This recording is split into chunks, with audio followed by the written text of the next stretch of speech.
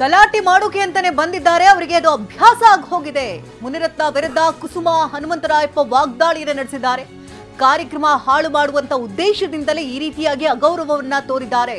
ಜನರಿಗೆ ಅವಮಾನಿಸುವ ರೀತಿ ವರ್ತಿಸಿರುವುದು ನಿಜಕ್ಕೂ ಖಂಡನೀಯ. ಆಹ್ವಾನ ಬಂದರೂ ದುರುದ್ದೇಶದಿಂದ ಕರೆದಿಲ್ಲ ಅಂತ ಗಲಾಟೆ ಮಾಡ್ತಿದ್ದಾರೆ ಅಂತ ಕುಸುಮ ಕಿಡಿಕಾರಿದ್ದಾರೆ.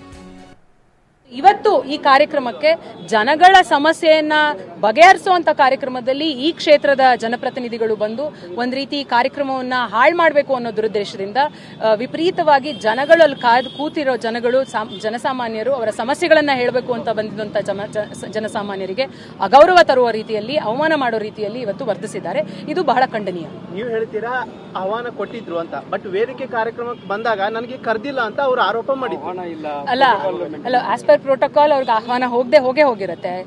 ಪ್ರಜಾಪ್ರಭುತ್ವದಲ್ಲಿ ಶಾಸಕರಿಗೆ ಕೊಡ್ಬೇಕಾಗದಂತ ಗೌರವವನ್ನ ಯಾರು ಕೊಡ್ಲೇಬೇಕಾಗತ್ತೆ. ಅದನ್ನ ಯಾರು ಕೂಡ ಅಲ್ಲಗಳಿಗೆ ಸಾಧ್ಯ ಇಲ್ಲ. ಇವತ್ತು ಆಹ್ವಾನ ಬಂದಿದ್ರು, ದುರುದ್ದೇಶದಿಂದ ಇಲ್ಲಿ ನಾನು ಕರೆದಿಲ್ಲ ಅಂತ ಹೇಳಿ ಒಂದು ಗಲಾಟೆಯನ್ನ ಮಾಡಬೇಕು, ಒಂದ್ ರೀತಿ ಒಂದು ಎಲ್ರಿಗೂ ಅವಮಾನವನ್ನ ಮಾಡಬೇಕು ಅಂತ ಹೇಳಿ ಬಂದು ಆರೋಪವನ್ನ ಅವ್ರು ಹೇಳ್ತಾರೆ, ಸುಳ್ಳು ಹೇಳ್ತಿರ್ತಾರೆ. ಅವ್ರಿಗೆ ಅದೇ ಅಭ್ಯಾಸ ಆಗಿದೆ. ಸೊ ಅದನ್ನ ಅವ್ರು ಮಾಡ್ತಿದ್ದಾರೆ ಅಂತ ನನಗೆ ಆಶ್ಚರ್ಯ ಆಗುತ್ತೆ. ಅವ್ರು ಬೇರೆಯವ್ರ ಮೇಲೆ ದೌರ್ಜನ್ಯ ಮಾಡೋದನ್ನ ಇಡೀ ರಾಜರಾಜೇಶ್ವರಿ ವಿಧಾನಸಭಾ ಕ್ಷೇತ್ರದಲ್ಲಿ, ಇಡೀ ಕರ್ನಾಟಕ ರಾಜ್ಯದಲ್ಲಿ ಜನತೆಗೆ ಗೊತ್ತಿದೆ. ಅವ್ರ ಮೇಲೆ ಯಾರು ಕೂಡ ದೌರ್ಜನ್ಯ ಮಾಡುವಷ್ಟು ದೊಡ್ಡವ್ರು ಯಾರು ಇಲ್ಲ. ಅವರು ಬೇರೆಯವ್ರ ಮೇಲೆ ನಾವು ಕೂಡ ನೋಡಿದೀವಿ, ಮಾಹಿತಿಯನ್ನ ನೋಡಿದೀವಿ, ಮಾಧ್ಯಮಗಳಲ್ಲಿ ನೋಡಿದೀವಿ, FSL ರಿಪೋರ್ಟ್ಗಳಲ್ಲಿ ಸಾಬೀತಾಗಿದೆ. ಯಾರು ಗುತ್ತಿಗೆದಾರರು ಲಂಚ ಕೊಡದೆ ಹೋದ್ರೆ ನಿಮ್ಮ ಹೆಣ್ಮಕ್ಳನ್ನ ನನ್ನ ಮಂಚಕ್ಕೆ ಕಳಿಸಿ ಅಂತ ಹೇಳುವಂತ ಶಾಸಕರಿಗೆ ಅವ್ರು ಮಾಡ್ತಾ ಇರೋ ದೌರ್ಜನ್ಯನ ಇಡೀ ಜನಸಾಮಾನ್ಯರು ನೋಡಿದ್ದಾರೆ.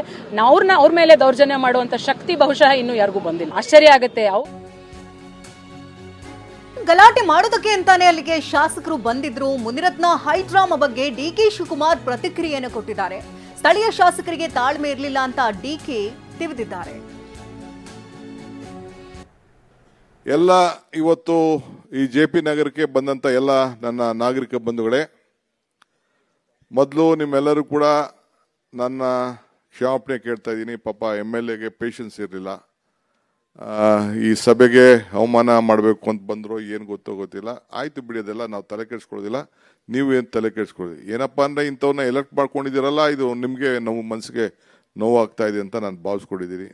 ನನಗೆ ಗೊತ್ತಿದೆ ಇದು ಪರಿಸ್ಥಿತಿ, ಬಟ್ ಇರಲಿ, ಇದಕ್ಕೆಲ್ಲ ನೀವು ಸೂಕ್ತ ಸಮಯದಲ್ಲಿ ಇದಕ್ಕೆ ಉತ್ತರ ಕೊಡಿ ಅಷ್ಟೇ ನಾನು ನಿಮ್ಗೆ ಹೇಳೋದು. ಎಲ್ಲ